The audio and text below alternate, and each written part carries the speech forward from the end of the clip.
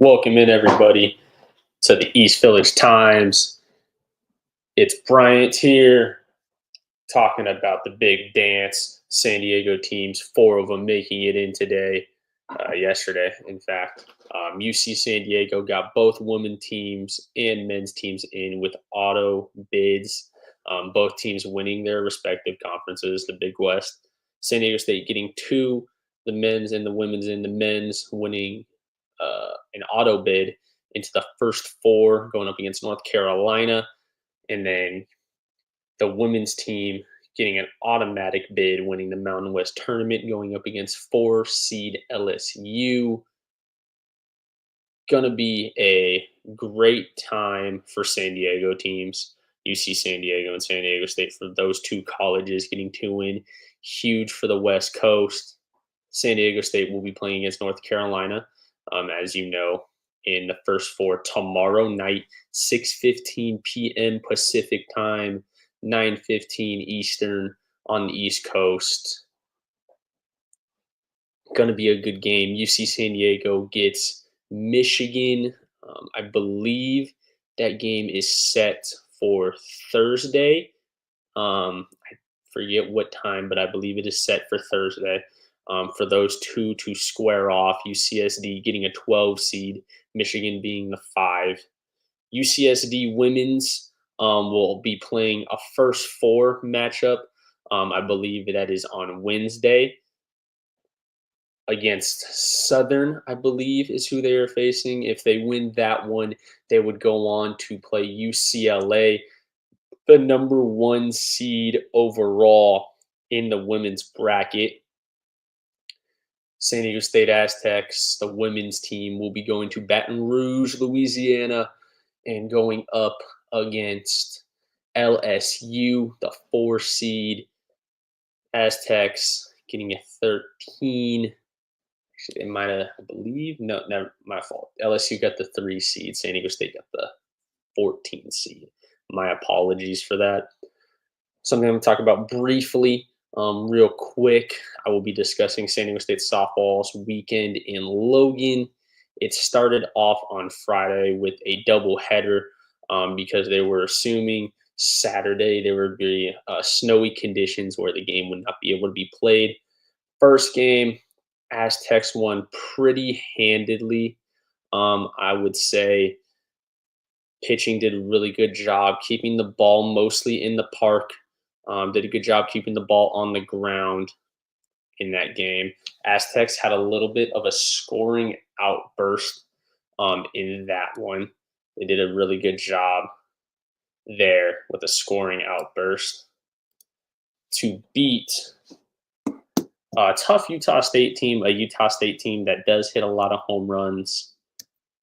And then the Aztecs in the next part of the doubleheader, the game got stopped due to sunlight and everything. Got a little dark conditions, so they replayed it Sunday, did not replay it Saturday. They finished off the game winning 8-5. Really good job by the ladies to secure a series win, their first series win in conference play. First series they play, get the first series win off. Really good job by them to be able to get that series win.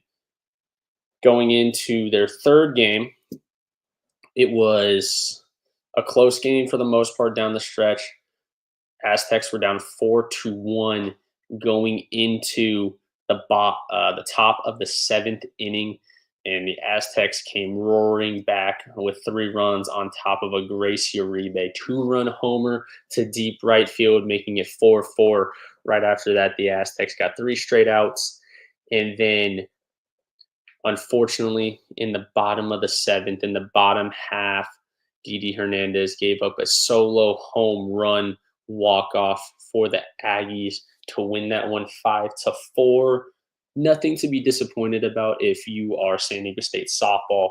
It is tough to go on the road at elevation, taking on a team that hits a lot of home runs, where the ball flies, being able to take 2 games there and get a series win. Really great job by the ladies there. Shannon Cunningham had herself a really good weekend. Callie Decker, for those that did not see, won Mountain West Player of the Week, batting, I believe it was 470 on the weekend. She had 2 home runs herself. She hit 2 home runs that Friday in the beginning half of the doubleheader in the first game and in the beginning of the second game before it got stopped due to weather and lighting. She had a really good weekend. I thought the pitchers did well as well, all of them. CC Solera, Didi Hernandez, Grace Uribe, Ava Schafel when she pitched Sunday in the third game. I thought they kept the ball in the yard. They did a good job at that. When you play at elevation, it's really hard to keep the ball in the yard because the ball flies at elevation. For those of you that watch Major League Baseball, I don't know if Logan's bigger in elevation compared to Colorado and Coors, but elevation is pretty high up there in Logan, up in Utah. So being able to keep the ball in the yard as much as the Aztecs did, not saying the Aggies didn't hit homers, because I believe the Aggies hit 3 or 4 homers over the weekend, but making sure the long ball was not a huge, wow, I'm losing this. A huge reason as why the Aggies could have pulled away with a series win there. Really my fault for doing that real quick. But Aztecs come back to San Diego on Wednesday with a matchup here.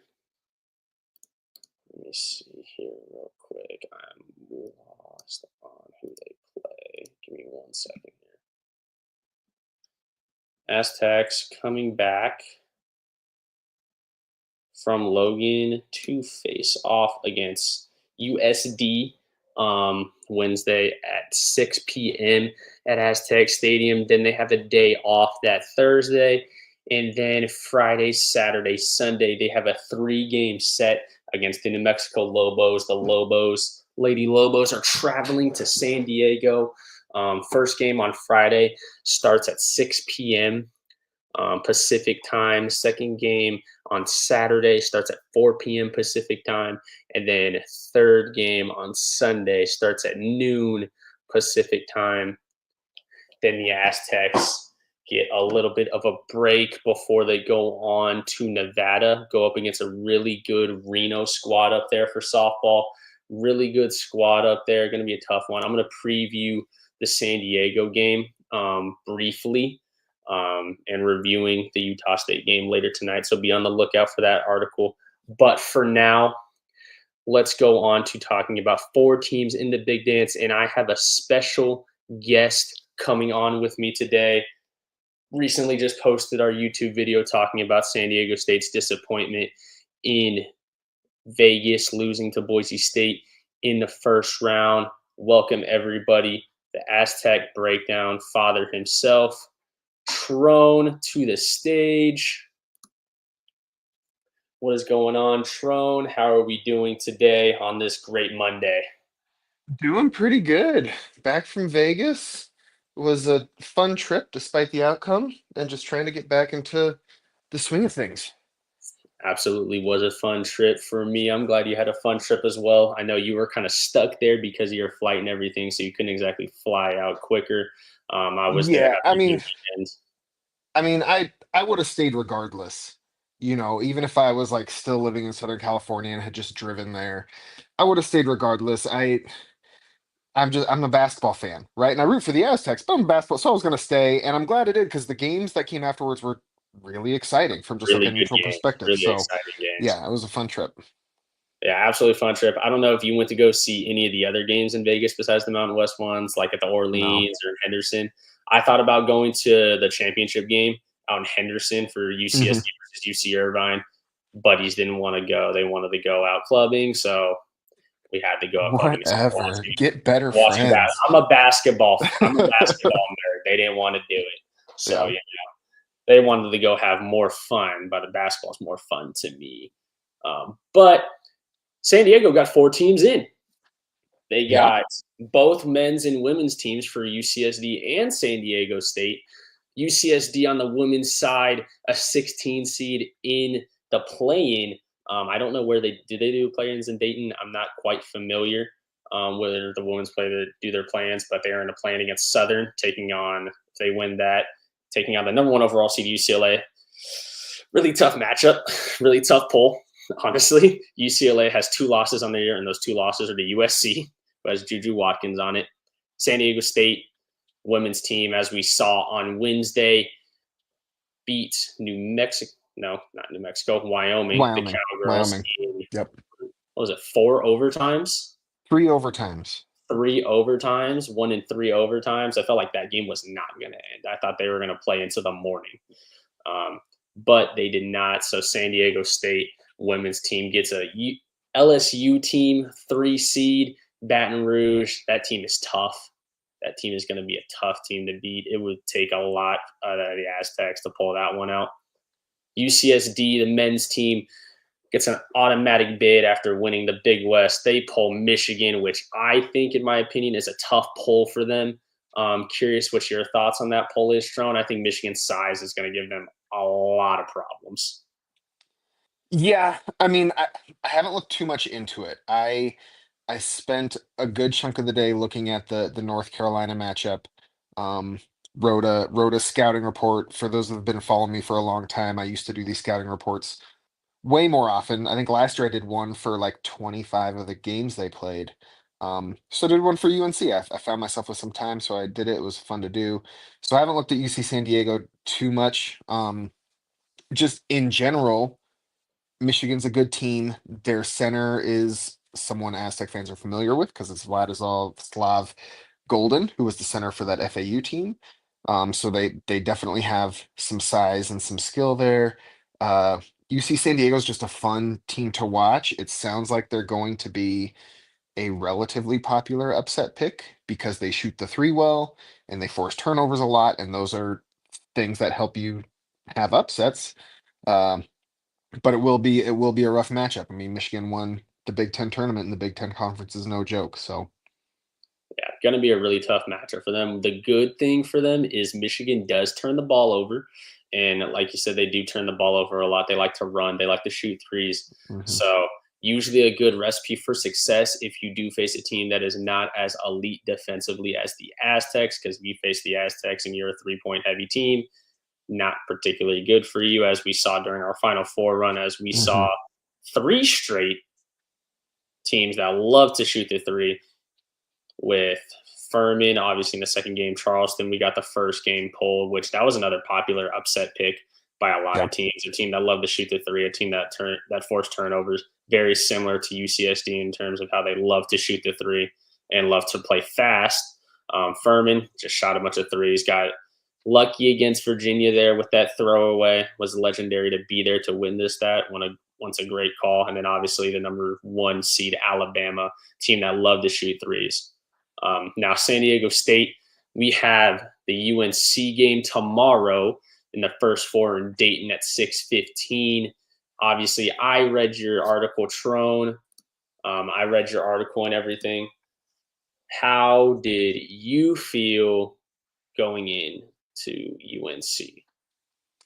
I I felt like UNC is definitely a good team, and when you watch them, you can see why they would be favored, right? All the computers have them favored everywhere I've looked, uh, and you can see why.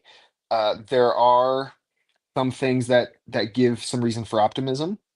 It's a little bit scary because neither team is going to have time to really do much game planning for the other one.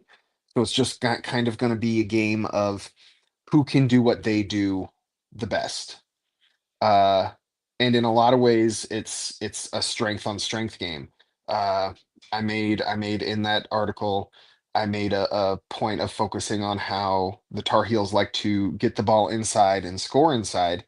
Um, the paint touches are crucial, and scoring at the rim is crucial for them. Whereas the Aztecs lead the nation in blocks. They have the highest block percentage in the nation, and they just force misses. Right, they're seventh in the nation in effective field goal percentage defense. So they just force misses. So it's going to be strength on strength, and it's. I think it'll largely be whoever does what they do better will end up winning. Yeah, I agree with you 1,000%. RJ Davis, the leading scorer for the Tar Heels. For those of you that do not know, if you do not watch college basketball as often, RJ Davis, as you pointed out in your article, is one of the better ISO scorers in the nation. Now, the way that I would game plan UNC is similar to how we gamed plan New Mexico, where you kind of let Donovan Dent, New Mexico's case, kind of do his thing, let him get his points, because you know it's going to be hard to stop him.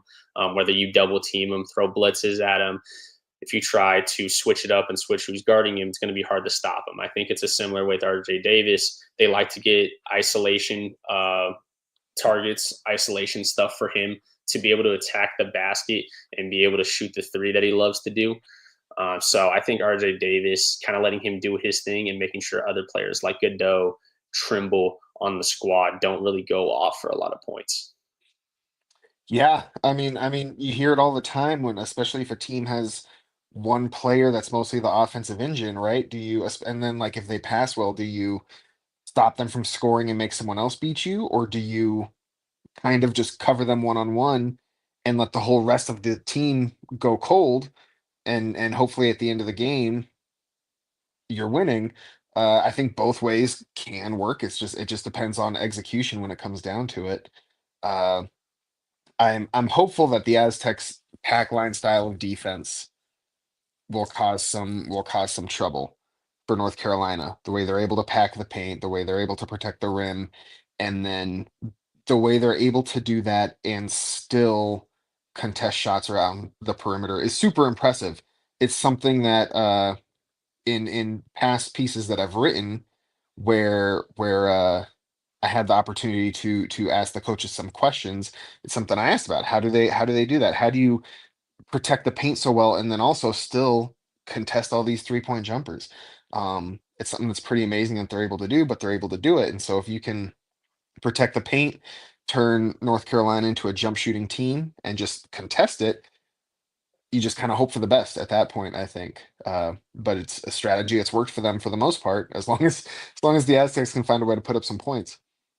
Yeah, because honestly thought we played Boise State really well defensively. At least I thought we did a good job there on the defensive side of the ball. I mean, we made them. They shot 43s and only made 11 of them. I Right. mean, typically if you see a team that shoots 43s and they only make 11 of them, you're like, oh, that team lost. But Right. the Aztecs decided to go 10 minutes without making a field goal. So not exactly your best offensive output there. Definitely believe that rebounding, as we have said all year for this team, is a key to winning this game. If you're able to force these guys, like you said, if they try and pack the paint, force misses, and secure the board, not give them second chance opportunities, they shoot threes, securing the rebound, don't let tip outs happen. If you're able to do that and you're able to run in transition, because I believe this team can run in transition against them. I know North Carolina likes to run fast, but with their size and everything, especially Nick Boyd versus RJ Davis, if Nick Boyd is able to get downhill and run in transition, I think he should do so. You should get downhill, attack their guards, try and get them in foul trouble, because their guard trio of Godot, Trimble, and Davis is a dangerous trio. And if you're able to get just one of those guys into foul trouble, it could bode well for the Aztecs going into the second half. Yeah, and Cadeau specifically, number three, I think. I'm pretty sure Davis is four and Cadeau is three. I might be getting that reversed, but I'm pretty sure it's three. He gets into foul trouble all the time. You look up his numbers like on Torvik or Ken Palm, his fouls committed per 40 minutes is above four, which isn't great. You often see that with like rim protecting big men that kind of foul a lot, and he's a guard that's doing that.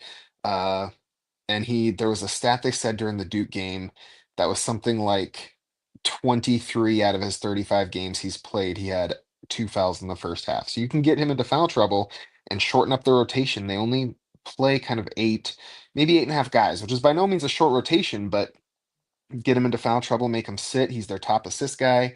You can disrupt some of their offensive flow. Yeah, definitely can. It's kind of wild that they have an 8 to 9 man rotation, considering how much they love to run. So their guys are very well conditioned, but also at the same time, them playing 3 games in 3 days and then having a quick turnaround to play on a Tuesday, their legs might be really tired. While as the Aztecs, obviously not the result we wanted, losing in Thursday, you have a little bit more of an advantage with your legs being more well rested.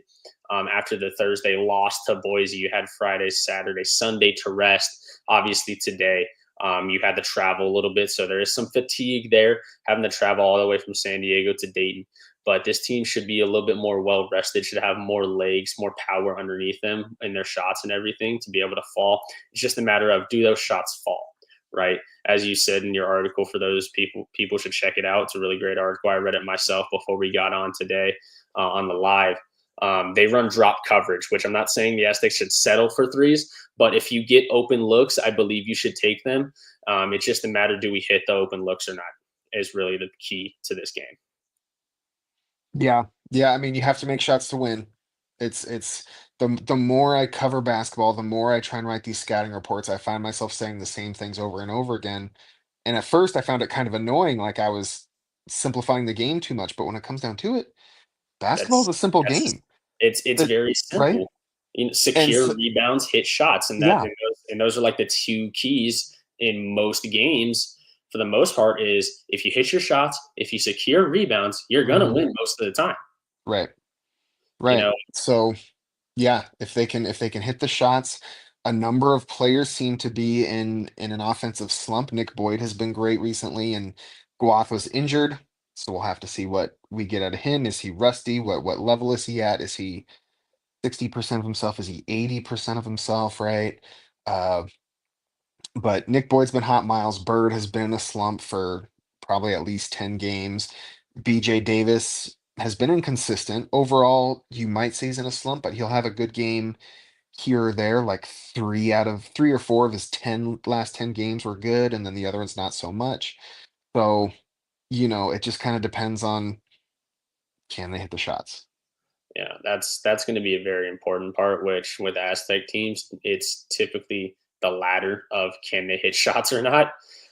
Typically, we don't really make a lot of shots, but it feels like this team kind of is due to get out of their shooting slump, especially Miles Bird. Which, is it a shooting slump, or is Miles Bird actually just not as good of a shooter as we all think he is? Because he did show it early on in the year. He did show that he is a good shooter. But does it end right? The bigs, I think, are going to be big in this game. Obviously, those are kind of like, that's the key group, in my opinion, is the big men, which, it's kind of tough for them because I feel like they're always the key for the most part in most games, because you got to secure rebounds, you got to play paint Mhm. defense, you got to set good screens, got to be able to finish around the rim. If you're Margoon and you're JCJ, you got to be able to hit your shots when you take them, right? When you're Heidi and Farrow, you got to finish around the rim, finish through contact, make sure that you keep ball control. So it's kind of hard and tough to put as much pressure as some of us might do, like myself, on these bigs, especially the two young guys, three actually young guys, in Heidi, Magoon, and Farrow. But I feel like with this size advantage we have from Magoon, from JCJ, from Heidi, I know Farrow's similar size to them, but he's strong. He plays physical. He plays hard. Those four are going to be key to kind of getting their bigs in foul trouble, because I know we talked about getting Godot in foul trouble because he fouls a lot. But if we get their bigs in foul trouble, the limited bigs that they play, it could be huge for us down the stretch of the second half. Yeah, I think, what's his name? Lubin or Van Lubin or something like that. I think he's their other player that will often be in foul trouble, and he's one of their 6'8" guys. And they have 3 players that are 6'8" or taller, and they start 2 of them. And so, like you said, getting one of them into foul trouble um, could also pay big time dividends down the line. Uh, I think something they can implement very easily in terms of a scouting report is to, for the most part, sag off of Lubin, and that'll help him just pack the paint. Uh, that can leave shooters open, and so you'll have to see how much shooting they want to do off of screens. But with them being inclined to drive to the rim, I think you can sag off Lubin, and if he goes in a handoff, uh, the guard is probably going to try and turn that corner and attack, and hopefully you're already in position. And if Yeah. they come off the handoff and take the jumper, then you can change depending on if they're hitting it or not. but I think that's something that you don't really need, a practice or two plus the walkthrough to like figure out, oh, let's sag off this guy. That's something you can say. Yeah, if you're guarding this guy, sag off, guard the paint, and you'll be fine because he does not shoot threes and he does not make the threes that he does shoot. Yeah, I think that's probably what we're going to do with Magoon, right? Because not only does he not have to move as Hmm. much with his knee, with his length down there, being able to sag off of a non-shooter like Lubin Right. is going to be key to this game. And I think what helps him is his length because I think if we do sag off a Lubin and Lubin does some dribble handoffs, that guard's going to have to fight over the top of the screen, which is making the guard for UNC, whoever it is, coming off of that screen to have to get downhill and get around the screen more. Instead, if we do what we usually do for the most part on their defense is go under. That's usually what we do mostly on defense is going under the screen. So I think if your Well, boy BJ, you got to go over it and then you help Magoon use his length to contest it. right. And they'll go under. Oftentimes, a lot of time they just switch the screen too. Um, which has its own pros and cons, right? There's no perfect defense. Every defense has a way to attack it. Uh, but I do think with Lubin specifically, and that's where it could get more complicated, is if this player's in the handoff go over versus like if this player's in it, you switch, that could get tricky, and maybe they end up not sagging off of Lubin in that case. But but yeah, I think in terms of him, sag off him, keep Goon close to the paint to protect the rim, have the guards go over the screens on that one and kind of force him into the paint. And that will hopefully that has the potential to disrupt their offense quite a bit. Um, it sounds really easy as we sit here talking about it, what the game plan could be and everything. Uh, but like I said at the beginning, like there's a reason North Carolina is favored. I was watching who was I watching earlier? Sleepers Media, maybe. And both the guys on the show were talking about this game, and they were both like, North Carolina's a bad team. And I get what they're saying, and I think it's what most people say. But I hate it because when I think of like they're a bad team, that makes me think they're worse than average, right? Yeah, And what most people mean when they say a bad team, and I get this, but what most people mean when they say they're a bad team, they mean they're not a good team, right? And that's what they were saying, but I still don't like it because when you look at it compared to an average team, they are good, right? They're a very good team, even maybe not great, but a very good team, and there's a reason they're favored. And so we say these things, but I do want to make it clear. Like as we're talking, I think it's very easy. I've been finding myself all day fall into like, oh, this is going to be such an easy game. These are the things that the team can do. Uh, but real like the Tar Heels are good, and so I don't think it'll be easy for sure. yeah. I don't think it's going to be easy either. The Tar Heels, even though I don't think myself should have been in with their resume and Hmm. everything, that's a different topic for not really a different day, just not for this stream. You know, different topic. Don't think they should have been in. Not the point of this stream. I Right. got into that on Twitter when it happened yesterday. Talk some more about it, but don't think they should have been in. But UNC, powerhouse name. They got talent. So it's not like they don't have talent. It's not like they don't have any talent at all. They got a lot of talent. They got loads of it. They're North Carolina. They got a lot of talent, talented guards, talented bigs, even talented freshmen that they don't really play that often. Still very talented team. So it's going to be a tough team to go up against. It really is going to be. And it all comes down to two things, in my opinion. Can the Aztecs rebound? And can Hmm. they hit timely shots? If they can't hit timely shots, but they're able to rebound, you better hope that defense is the best this defense has been in a long time in order to keep that game close if you can't hit Right. shots. Right. I was looking for it yesterday or 2 days ago. um there was a graphic, I think it was from an athletic article, and I couldn't find it. But it was from last year, and I'm pretty sure it was a picture of Jaden Ledee with a quote, and it was like, it's one thing to be dragged into a rock fight against the Aztecs, and it's another when the Aztecs have all the rocks. And I was like, that has to be the approach for this game. Like drag him into a rock fight, muck it up, make it a defensive struggle, and then at the end the game is close and hope you're the one that hits the timely shot. I think that's what you have to do really in every game from here on out, honestly. Uh, but yeah, those defensive struggles don't work well if you aren't getting the rebounds. as we Yeah. saw against Boise State. So yeah, I think you're spot on.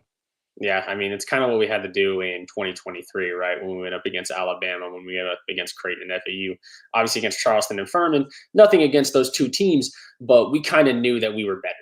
We knew we had the better talent, even though Charleston was a favorite upset pick. San Diego State fans, well, me in general, don't know about you, were very confident going into that game. And once I saw that Furman beat Virginia, I was very confident going to that game, going, okay, we're going to make a Sweet 16. I don't think these teams can beat us. But when you go up against a team like an Alabama, a Creighton, an FAU, all three of those teams had talent, and all three of those teams, you kind of had to muck it up and kind of just make timely shots at the end, which they did, which is what got us to the Final Four. So I think you're just going to have to do the same thing here. Like you said, muck it up, make it dicey, make it tough, bring the physicality to them because, quite frankly, I don't think the ACC is a quality enough conference where they have physical teams that go up against them, defensive Right. teams like us. Right. I think top to bottom, their bottom teams are probably better than the Mountain West bottom teams, right? And their top teams are probably better than the top teams, but both conferences got four teams into the tournament. There's not a huge difference there. And North Carolina would have played Duke, and Duke has a good defense. They would have played Clemson. I don't remember what Clemson's defense looks like. Uh, but there was the Alabama game. There's the story that Coach Pollock used to tell where it was Matt Bradley and two other guys were watching Alabama during warmups, and they were just like man, F these guys or whatever they said, and ran back into the tunnel. And like they just kind of knew that Alabama hadn't faced a defense as good as they were capable of all season, despite playing in the SEC, which was a great conference that year and continues to be great. They were like they knew Bama hadn't played that good of a defense, and that game came down to the last few minutes. The Creighton game was won on a last second free throw. Basically, the final four was won Yeah, on a buzzer beating shot. So it really was muck it up and hope to make timely shots. And yeah, I think that's what it's going to be for as long as the Aztecs survive in this tournament. That's what it'll continue to be. yeah, I think that's the type of mentality this team has to have as well. One of the mentality that 2023 team had, that I think a lot of Aztec teams should emulate is f these guys. We're gonna show them what the Aztec brand of basketball is. We're gonna beat them, and we're gonna make sure they know it. And I think that's what this team needs going into tomorrow. And you have players that are capable of doing that, right? That are capable of being the villain, being the trash talker. You have Miles Bird, you have Nick Boyd, you have JCJ, you have these guys that are able to do that. You have Farrell Compton, even though he's young, he's loud. He's very loud and proud when he does well, you know. So, and that's exactly what you want from this team going into this North Carolina game. They may be a blue blood, but they don't know about us. Right. They, Right. Miles Bird kind of said it yesterday in his preview, talking to the media. Is that he said North Carolina's a blue blood. He's familiar with them. They got good players, but we got good players too, and we're a blue blood over here on the West Coast, and we're just going to kind of Hmm. go try and go in there and show them that. And that's the mentality you have to have. You have to go in there like a lot of teams are counting San Diego State out because North Carolina is a power team. They're from a power conference. They're a blue blood. San Diego State's not going to be able to beat them.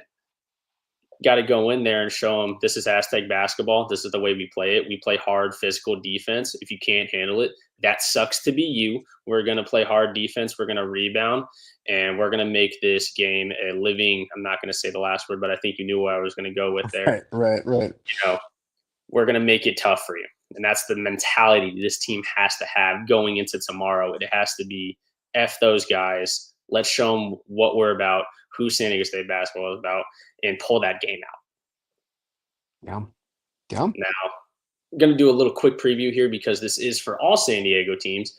Let's include UCSD into the mix against Michigan.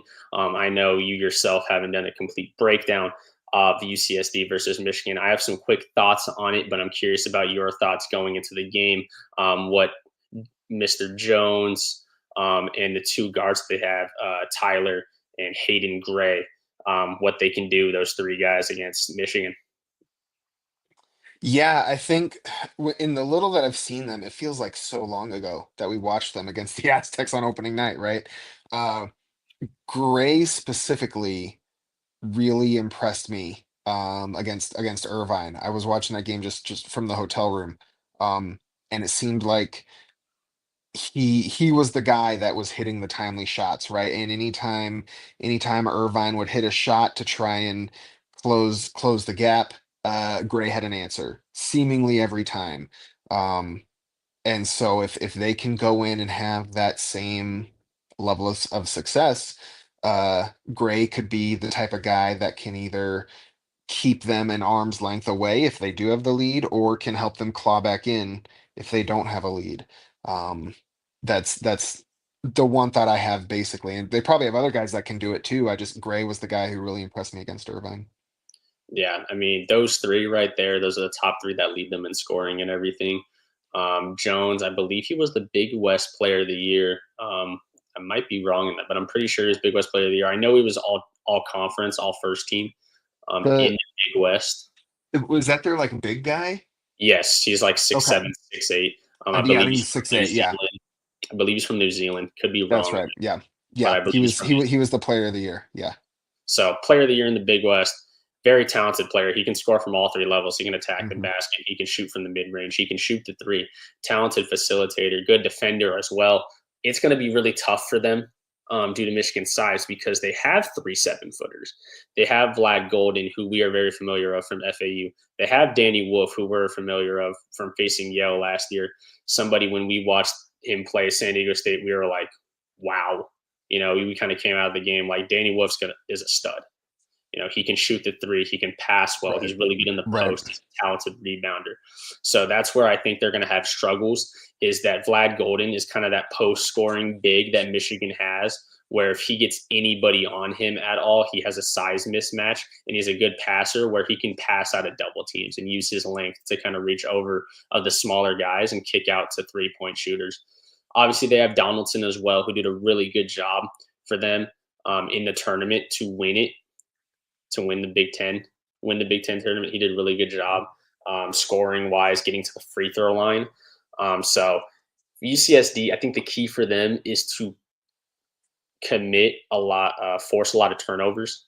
They have to force, at least in my opinion, 13 turnovers, which is a lot. I think if they force 13 turnovers and they get out in transition, they can dominate this Michigan team with the slowness of Golden, with the slowness of Wolf getting back. I know Wolf's a little bit faster than Golden, but he's not as fast as Jones, as the other guys in UCSD to get back in transition. So force turnovers and secure rebounds and make sure Michigan does not get second chance opportunities to be able to take advantage of you guys. Yeah, I would be interested. I know what I like to see personally uh, in a situation like that is if the big guy gets the ball, whether it's Golden, whether it's Wolf, whoever, uh, I like to see double teams that come off of the dribble. So you don't double right away. You let them, they're going to catch the ball. They're going to see if the double comes. Uh, when it doesn't, they're going to be like, great, I'm going to one on one. I'm just going to shoot over the shorter player or whatever. Uh, and when they take a dribble, that's when you send the double. Uh, it just gives you an extra quarter second, half second. So that one, they're now focused on their attack. So hopefully you can swipe the ball. And if you can't, it gives you that extra half second to recover back to your guy as they have to pick up the ball and then try and pass it. Uh, and then they're in a tough spot because they don't have a live dribble anymore, right? So it's a timing thing that I like to see. Hopefully that can help them force some turnovers whenever the ball goes into the post or even like the elbows. Um, and then what else? Gang rebounding is crucial when you're playing against a bigger team. And the last thing that you had brought up, was like trying to find a way to keep Golden on the perimeter as best as you can. If you have big guys, uh, like I already forgot his name. Was it Jones, their big man who was the player of the year?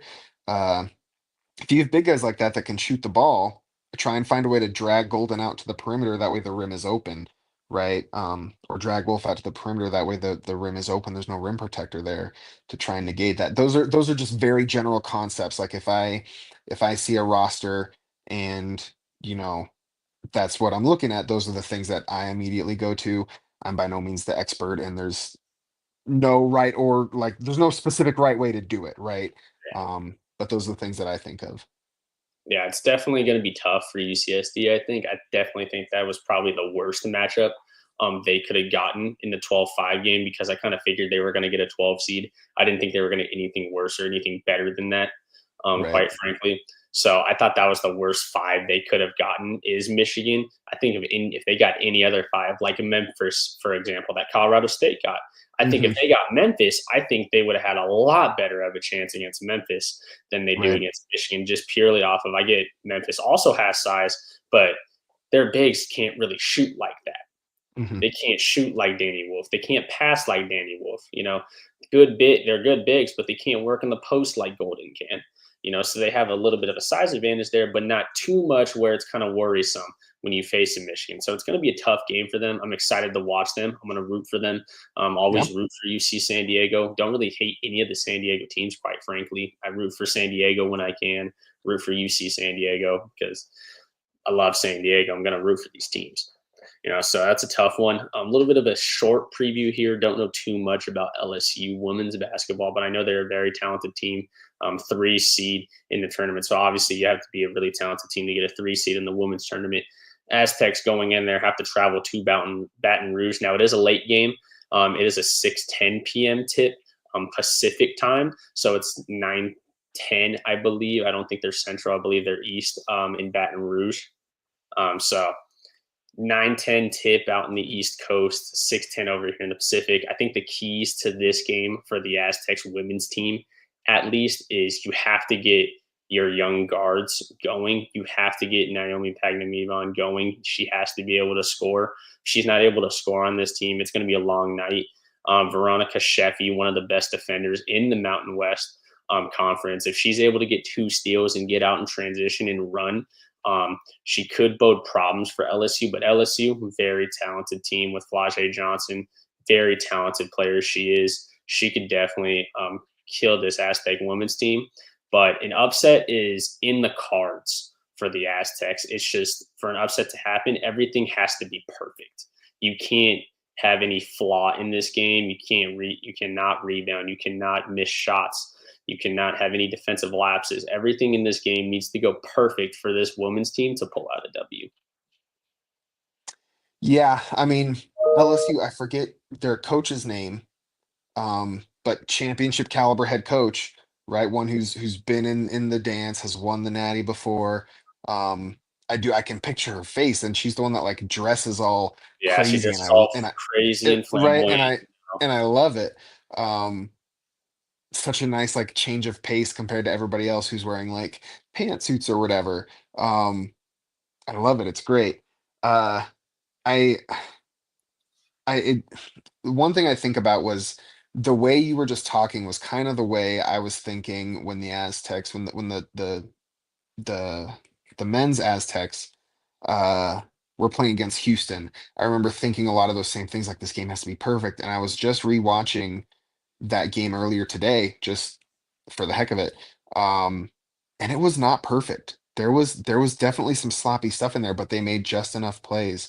And I don't think you meant like it has to be perfect literally. Obviously, you can't Yeah, be perfect literally, but exactly. that is a thing. And I think for the women who I don't follow as closely as I should, but for the women, um, I think just a big thing if you do want to pull off an upset is staying true to who you are and whatever it is that made you successful, Yeah, right? And LSU is the type of enthusiastic. team who's going to try and take that away, right? And so whatever it is, I know the team locked into a defensive identity this year.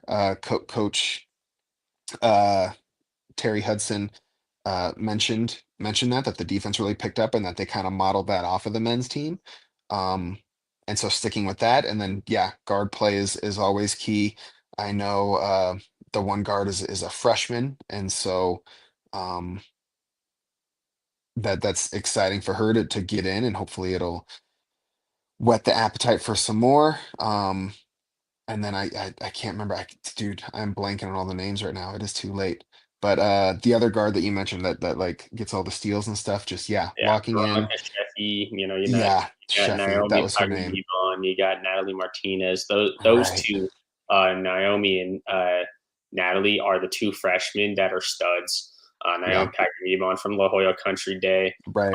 led, I believe she leads La Jolla Country Day records wise in points. So she is a very talented scorer, and another key to this game is going to be Clark. I believe it's CC Clark, the 6'4". I think she is. I think she's 6'3", 6'3" or 6'4". She had an outstanding game against Wyoming when she Hmm. needed to. Going up against Wyoming 6'5", Mountain West Player of the Year, big. And she needed to have that game, and she needs to have another game like this against LSU, because LSU, they have a couple bigs. They got some size in there. So if she is able to replicate what she did against Wyoming, it is possible that the Aztecs can pull off an upset in Baton Rouge to knock LSU out of the tournament early. But it's going to be tough. It's going to be really tough. Yeah, they said in the post game her line was something like 12 points and 17 rebounds and some blocks and some steals. And I remember the guy asking the question was like, "You're the only Division 1 player to have a line like this in like conference tournament history," or something like that. It was really crazy, and I posted it on TikTok. Um, but yeah, she played amazing against Wyoming, and if she can have another good game, I mean, the more players that have good games for you, the more likely you are to win. And so yeah, stack them up and hope for the best. Yeah, it's going to be a tough one. Game on Saturday. UC San Diego. Don't know too much about their women's team, quite frankly. But they were a 4 seed in the Big West tournament, and they made a run to win it to get the auto bid. They got a 16 seed playing in the play-in against Southern. But if they do win that one, they are going up against the number 1 overall seed UCLA. So I don't really think there's too much upset potential there when it comes to UC Yeah. San Diego. Quite frankly, I think UCLA is just too good of a team, too dominant. Obviously, there are only 2 losses coming against their rival, crosstown rival USC.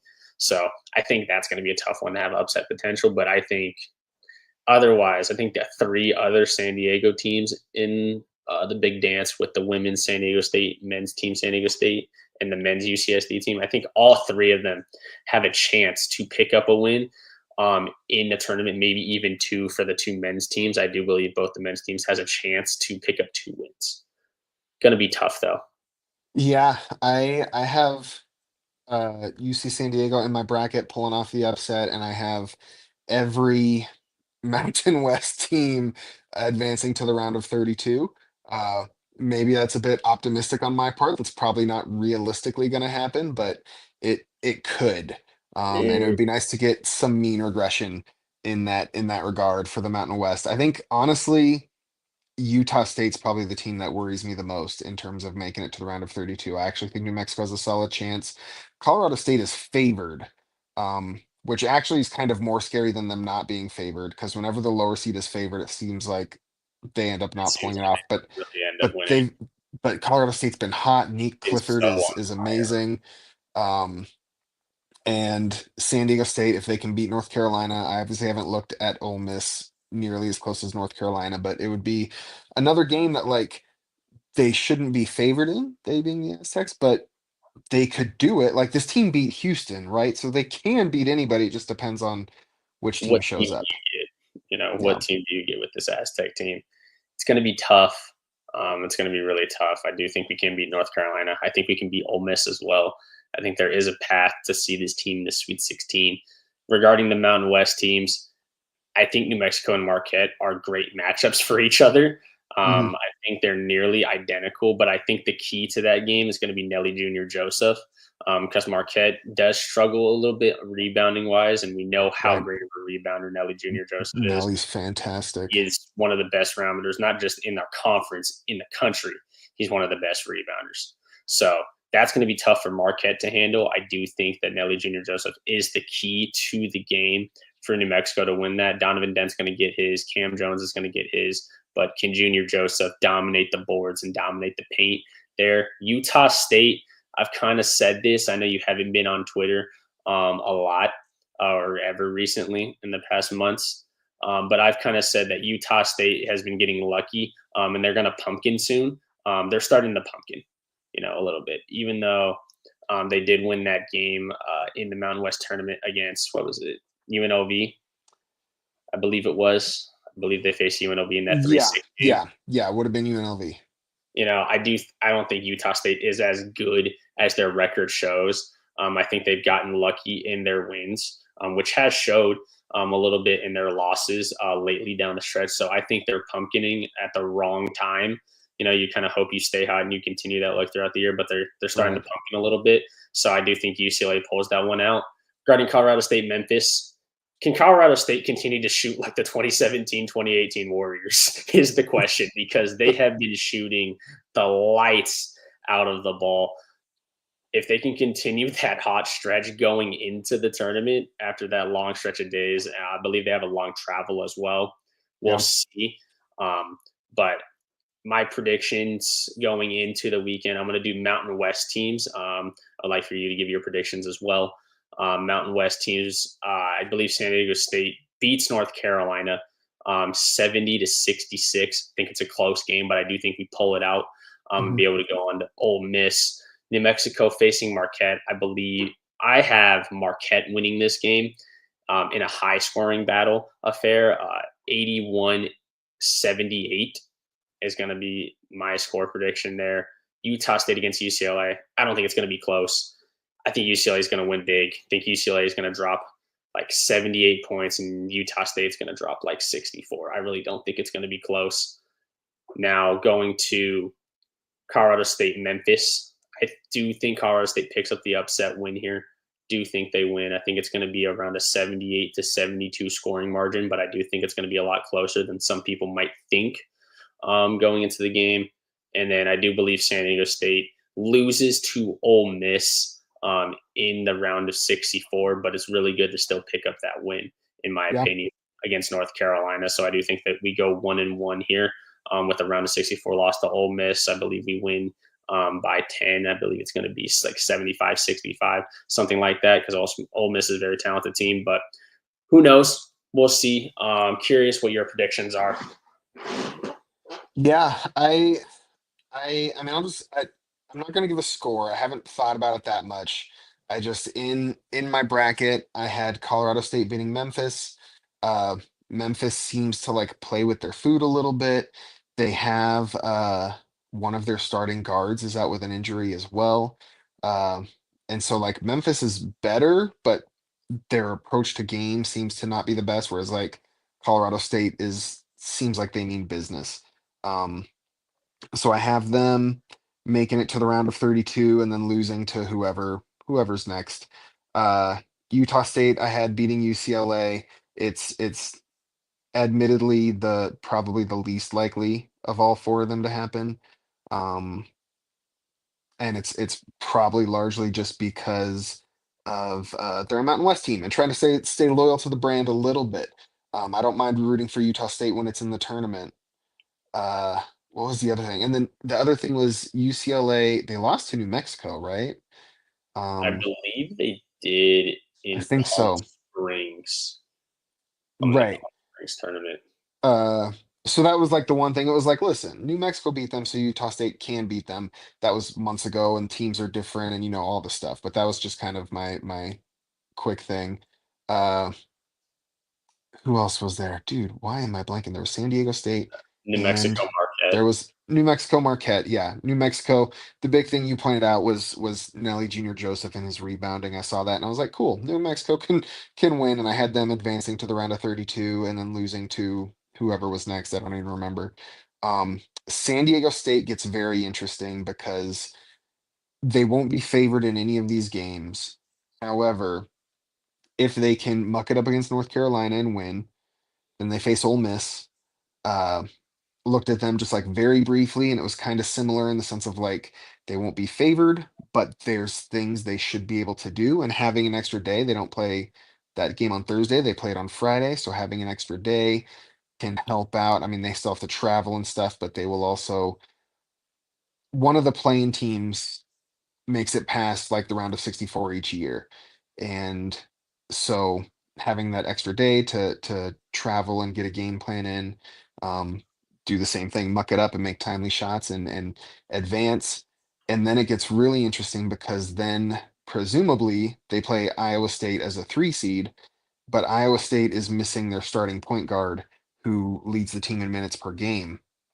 And so if you get this aggressive Aztecs defense against a team without a point guard, it reminds me a lot of Nevada. And obviously Iowa State is better than Nevada, but some upset potential there. And so partly just because I'm an Aztecs fan, but I had the Aztecs over Iowa State as well, and then losing to Michigan State in the Sweet 16. The odds of that happening all like that are maybe 1%, but it's what I had in my bracket anyways. Um, and I would my wife went to Michigan State, and so that game will be rough for me. Her whole family really went to Michigan State. So that game That's will gonna be be rough for me, fun if but that it'll happens. it'll be worth it to make it to the Sweet 16 for a third year in a row. That would be sweet. And if we beat Michigan State, you get brownie. You don't get brownie It, points in that household. You don't. yeah, no. If we beat Michigan State, I'm in the doghouse probably. Actually, my wife doesn't care that much, but You're her sleeping like on the couch for brother the and next father do. week. That's fine. Our couch is so comfortable. Oh my gosh. Anyways, um, yeah, that's what I had in my bracket, and I don't. There's zero chance that those all happen the way that that's laid out, but that's what I had. Yeah. Well, thank you for hopping on, Tron, Yeah, for this live. We've been going on for almost an hour now, or at least I have been yeah. going on for almost an hour. Thank you for joining us, East Village Times. Thank you for tuning in. If you want to watch San Diego State versus North Carolina, I believe it's on True TV at Hmm. 6:15. For all of you San Diego State fans that love Aztec softball, they will be facing off against San Diego um, on the Mesa. So go out, go see them if you want to go see them play. Um, other than that, thank you for hopping on, Tron, and I hope everybody has a good night. Have a good night, Tron. Yeah, thanks for having me. Go